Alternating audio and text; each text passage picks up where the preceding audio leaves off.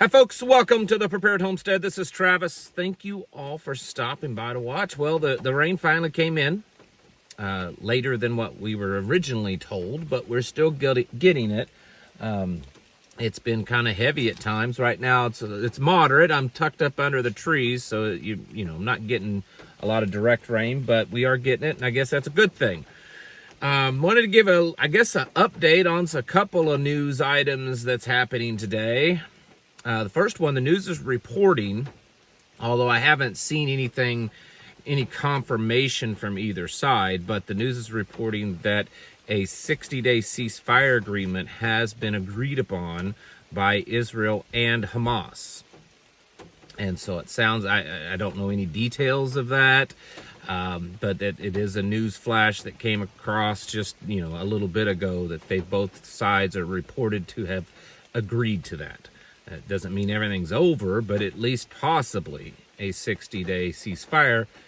That's if both sides agree. Now, at the same time, Yemen has been increasing their attacks against Israel, and I guess this afternoon launched another ballistic missile at the airport there in Israel. So will that play into it much? I'm sure it will, but anyways, that's what's being reported. The other thing that's probably the big news is that the U.S. Court of Appeals has put a stay on that order that I told you about this morning that ended the tariffs. Now, there seems to be a little bit of confusion, maybe some misinformation about what exactly is going on, and I've tried to, as best as I can, kind of dig through that to find some actual facts. So you may like this, you may not like it, but you're welcome to try to research to see if I'm wrong. I believe that I'm correct in this through the research that I've done, reading the different orders and stuff. So the order that came through yesterday was from the International Trade Court, the U.S.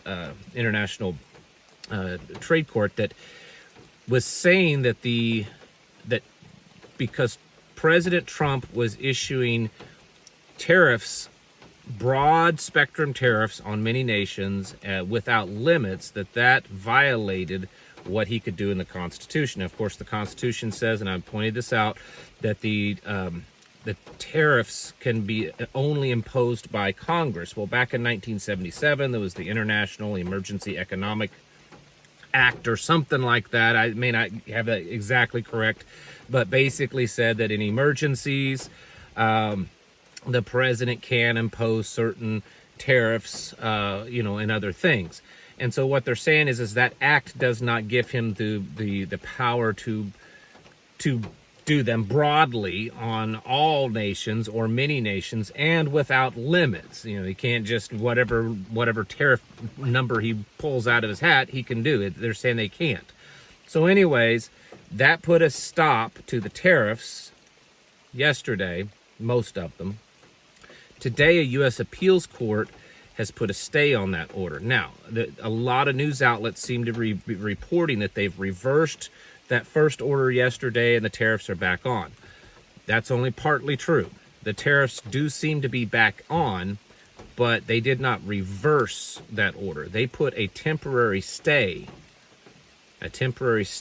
on that previous order from yesterday, which means this isn't over, which means it's probably going to go to the Supreme Court at some point.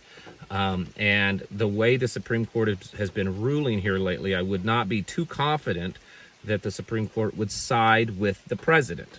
I haven't gotten into all the details of reading both cases, but just kind of briefly going over, the appeals court today didn't really reverse it. They issued a temporary stay, meaning that the decision still hasn't been decided yet, but the tariffs can at least proceed go on. So, we'll see how that all works out. It's back and forth. I mean, the thing is whether you support the use of tariffs or if you're against the use of tariffs or you support President Trump or you're against President Trump, what's happening on an international stage is that this looks kind of chaotic. The country looks like it doesn't know what's going on, and I understand, because there's some internal fighting of the system against Donald Trump. There's been activist judges and all that. I get all that. And you could say it's all the left's fault. It's all the Democrats' fault. At this point, it doesn't matter, at least from an outside perspective. The rest of the world is just seeing that, man, America's got a lot of internal problems right now. They used to be the rock, right? They used to be the rock on the global stage. They had the strong, stable economy that everyone wanted to buy their currency and their debt. They were politically strong. They could come in and negotiate peace deals and get things settled. And now they're not really able to do any of that. Their economy is all over the board. Their debt, their dollars going down. Their internal strife is high. It's chaotic. They don't know what's going on. It seems like, military, being the peacemakers, not really going so well in a lot of ways. So from an international perspective, America looks very unstable now. And some of you may say, I don't care what happened, folks, we have to realize that we live in a global world, okay? We just do. It's unfortunate. I don't like it, but it is what it is. And I think it is important to a certain extent of what other countries perceive us as. But anyways, so I thought I would share that with you. I've talked quite a bit here lately on the artificial intelligence, which I do think is maybe possibly one of the most important things happening. It is scary. It is moving ridiculously fast. The possibility of this being able to take over more so. I'm not saying take over everything, but to take over a lot in the next couple of years, I think it's really there. This project, or the Stargate project that's going on, it's crazy. It's absolutely crazy. So I've been getting a lot of people asking, well, what in the world are we supposed to do? Well, of course, the obvious things, be self-sufficient, right? Are you able, I'm not saying that you are right now, but are you capable of producing enough food to keep you alive? Do you have enough space? Right now, you may be only producing X amount of space of garden, right?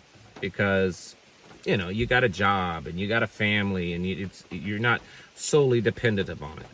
But are you capable of expanding that garden to produce enough food to really live off of? It may not be all the foods that you want, but are you capable? Are you capable of having enough animals, whether it's goats, sheep, chickens, pigs, ducks, whatever it is, cows? Are you able to produce enough for you to survive? Are you able to come up? Do you have a plan, like a plan in place that if you had to switch it on tomorrow, you could, to have enough water to drink and to sanitize and do all that? Are you able to? Those are kind of the basics, right? Other things would be to live in a better place where it's more, acceptable to live this lifestyle. You're not going to be able to be self-sufficient very well if you're living in a townhouse in downtown Chicago. That's obvious, right? But there's other things you can do with this AI. We're already seeing, and there's been tons of proof of this shared online, where AI is incorrect in factual, historical, things. Maybe it's because the AI is just wrong. Maybe it's because the programming has purposely misled it. Whatever it is. But I've seen lots of evidence, where someone will go into one of these AI chatbots and say, hey, when did such and such happen? And it gives the incorrect answer. I think this is just the start of a problem. It will get to the point, the old ideas of like book burnings, you saw that during World War II in Germany and stuff.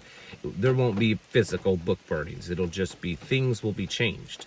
This has been warned about for a long time. Scripture could change. Historical, books, it could change because the AI, because everything's getting digital.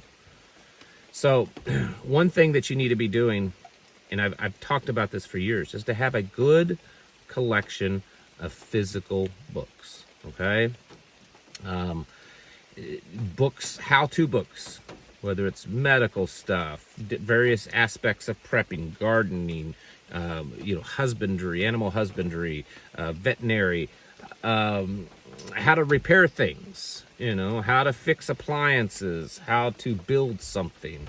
You want some good books, especially if you have children, or you would expect to potentially have children under your care, that would, be good to learn from. Historical books, I've said this before. You can go buy it, and folks my age and older know what I'm talking about. Go buy an older encyclopedia set, even if you don't use it. We have one. Our little small library, the closest one to us, every year they'll do like a book sale, and we went a couple 3 years ago or so, and they had one of those really nice deluxe encyclopedia sets, like all the atlases, all of it, the whole thing. And it was the one that had been in the library, right? And it was from like the early 80s, maybe mid 80s. Probably had never been used. It didn't look like it had ever been touched. No one, every library's got those. No one ever actually takes those books anymore. And we bought the whole set, I think, for like $10. It was crazy cheap. I mean, I'm carrying out like 3 or 4 big boxes into the car. And so we keep that because chances are it's going to be way more accurate eventually than the internet. And so that's something. Keeping a hold of stuff like that. You should have your own decent library. If you're a homeschooler, you most definitely should. But this is an area that a lot of people don't think about. That history and facts will be changed forever because of the internet, because of AI. And so having that kind of stuff on hand so that you know good things, that you can know factual things. It could also be that at some point certain information is just off limits to you. Once AI has more control over things, if something is considered dangerous or inappropriate or whatever, AI may say, sorry, you don't have access to that. So, on top of the common, typical prepping and self-sufficiency things that you would do, one big tip is to build a good library. And, depending on where you're at, I don't know how it is where everyone else is, but I know around here, finding old good books is not difficult and it's not expensive. There's all kinds of little thrift stores and little charitable type places, not Goodwill, but there's other places like that. It's a nonprofit that all the proceeds go to the women's shelter or something like that. And you go in there and there's all kinds of books. I'm not saying they're all great, but the vast majority of the books that we own for our library, that's how we got them. School books, medical books, mechanic books, how-to books, different books on theology and Bible study and all that kind of stuff. So this isn't necessarily an area that you have to spend a lot of money. And you can also download a lot of PDFs and store them on, like a thumb drive or something. Now, of course, if there's an EMP or whatever, you may not have access to those. But you can store them on a thumb drive. If you have a good printer, you can print the stuff off and have your own books that way for things that you can't find the actual book for. Either way, this is an area that a lot of people don't think about, and you really need to, because as this AI gets bigger and more powerful, I think this is definitely going to come into play. Folks, it's time to get your houses in order and to prepare yourselves mentally, physically, and spiritually. Thanks for watching. Catch you in the next video.